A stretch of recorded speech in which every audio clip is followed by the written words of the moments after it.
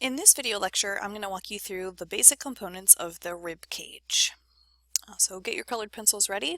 The first thing we're going to start with is this bone in the center, anterior center of the rib cage, which is called the sternum. And it's made of parts A, B, and C. But what I'm going to do is over here on this little bracket, I'm going to write in the word sternum. So I've identified the sternum, and now I'm going to divide it into its three basic parts, A, B, and C, and I'll color code each one. The very top part of the sternum, the most superior portion of it, is known as the manubrium. The manubrium is the part of the sternum that makes a joint with these collarbones called the clavicles. So we can see that in our anatomy atlas. This part right here, known as the manubrium, makes a joint with the clavicles on either side. The middle portion of the sternum is the largest portion, and for that reason we call it the body of the sternum. We can see that the majority of ribs will attach to the body of the sternum as we look at it. So here's this piece in the middle called the body of the sternum. Remember, the vertebrae also had a portion called the body, which was also the largest. The third and last piece of the sternum is the small tip on the very inferior side, the lowest portion, and that is known as the xiphoid process. Now watch your spelling because this word actually starts with an X. The xiphoid process is the smallest piece at the very bottom of the sternum. And if you've ever taken CPR class, that's what you're sort of trying to avoid when you do your chest compressions. The chest compressions should be somewhere up here on the sternal body, trying to avoid the xiphoid process because we don't want to break that little tip off of the sternum. So we've got three parts to our sternum: the manubrium at the top, the body in the middle, and the xiphoid process at the bottom. Now, the next thing we need to do is to identify the ribs, and we have 12 pairs of ribs within the rib cage. Men and women alike have 12 pairs of ribs, and the ribs are divided into different categories based on how they attach to the sternum. So the first thing that we need to do is identify what material this is that attaches some of the ribs to the sternum. So I'm going to go ahead and color this in, and then we'll talk about what this is. It's going to be letter F. Okay, I've identified letter F on the diagram and I've colored it in blue on both sides, so I'd like you to take a minute and do that carefully. This is the cartilage that attaches the majority of ribs to the sternum in some way, and it's known as costal cartilage. So I'm going to make sure that I keep my blue color consistent up here for letter F. Costal cartilage. Now the word cost, when you see it in anatomy, means rib, so we're really just calling this rib cartilage. And we're going to use the costal cartilage to determine what type of rib or what classification of rib we are looking at. And that's where we're going to get down into the bottom part of the worksheet where it says true ribs, false ribs, and floating ribs. So after you've colored your costal cartilage and labeled it up here, I'm going to talk about the types of ribs that we have. Now, the first type of rib that I want to talk about is called a true rib. And I'm going to show you what it means to be a true rib. A true rib has a direct connection to the sternum using costal cartilage. So I've gone ahead and written in that definition, and you should do the same. And then watch as I show you. I'm going to pick black. I think it'll be a little easier to see. I'm going to outline the true ribs, and we'll see how many pairs of ribs have that direct connection. And by a direct connection, what that really means in kind of plain English is that the rib has its own piece of costal cartilage that takes it over to the sternum. So if we zoom in, I'm going to start here on rib number 1, and you can see that that goes all the way over. So that's a true rib. There's its little piece of costal cartilage. Rib number 2, the same. Here's number 3, starting on the rib, and we have a piece of costal cartilage taking it all the way over. 4, oops, there's 4 there. 5 here, still looking at true ribs because they have their own pieces of costal cartilage. 6, it gets a little tricky down here at the bottom. There's number 6. And look, number 7 has a piece of costal cartilage taking it all the way to the sternum. So that was 7 pairs of ribs on either side that have what we call a direct connection to the sternum. Let me show you that in the atlas. So this atlas does not differentiate between the cartilage and the rib. It highlights the whole thing at once, but it almost makes it easier to see. So here's number 1, 2, straight over to the sternum, 3, 4, 5, rib number 6, see how it goes all the way to the sternum, and rib number 7.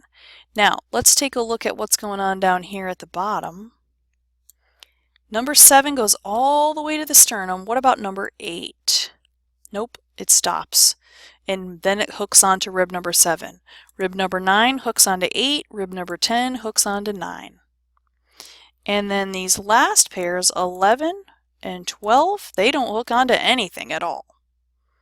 Okay, so it has to, in order to be a true rib, it has to run all the way from the vertebral column all the way to the sternum, not like this. Okay, so let's go back to our notes. We've already written our definition, but let's go ahead and put in that there are 7 pairs of true ribs that connect directly to the sternum, have a direct connection to the sternum. Now, what does that mean for the rest? A false rib is a rib that does not have a direct connection to the sternum. So I've written down false ribs do not have a direct connection to the sternum using costal cartilage. So how is it that some ribs can have a direct connection and others don't? Well, let's take a look and see how many pairs of false ribs are there. So we've already gone over. This is rib number 1, that's a true, true, 3 is true, 4 is true, 5 is true, 6 is true, 7 is true. How many pairs are left that do not have a direct connection? Let's count them up. There's 1, 2, 3, 4, 5.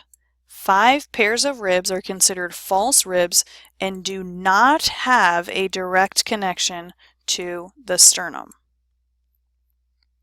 That means everything else. The first 7 pairs are true, the rest are false. That has actually, at this point, we've accounted for the entire total of ribs, which is 12. But we still have one more category left. So I'm going to make a note over here. There's my little bracket. 12 pairs total. Okay, so we have the first 7 pairs being true and the last 5 being false. But what's up with this floating rib category? Well, if you've noticed, I highlighted this rib here, that's a false rib. This is also a false rib. But look at how they're different from, let's say, this false rib. This false rib and this one still has cartilage and still attaches kind of in a weird, indirect way to the sternum. But these guys back here, pair 11 and pair 12, not only are they false ribs, but they're also considered floating ribs. We have a double classification. They're false because they lack a direct connection to the sternum, and they're floating because they have no connection to the sternum. So we've kind of classified them twice. So here's your definition for floating ribs. Floating ribs, ribs that have no connection to the sternum at all. And we know that there are 2 pairs of those, but we have to be really careful about how we think about this. These 2 pairs of floating ribs, right here, are already counted in the 5.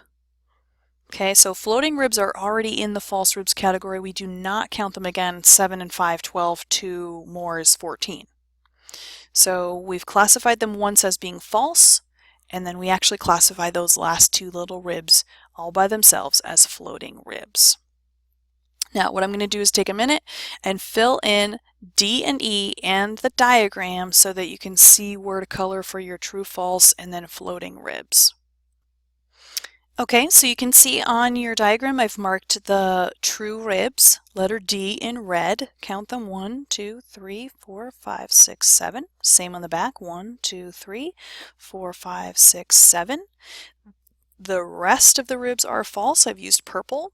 Oops, that should not say floating, that should say false. Let me correct that. Okay, false ribs in purple. And then finally, they don't have their own letter, but the last two pairs of the false ribs are floating ribs. So maybe what I'll do is, I wonder if the white will show. Let me try this. Okay, I'll just put stripes on them. There's a floating rib. There's a floating rib. They're false and they're floating. So I'm going to mark those over here as well. There's one, and you can barely see that other one in behind there. All right, so we finished our diagram. The only thing that's left is G. And if you look, it's on the vertebrae. So the only thing that we have to write down is what type of vertebrae are the ones that make a joint with the ribs. And from your previous notes, you may remember that those are called thoracic vertebrae. They make a joint with the ribs. If it's above the rib cage, it's cervical. If it's immediately below the rib cage, it's lumbar. But all the 12 thoracic vertebrae make joints with ribs. So we have the same number, 12 thoracic vertebrae, 12 pairs of ribs. Remember, these last two are already included in the 5, so we don't count them again. And this will conclude your rib cage lecture video.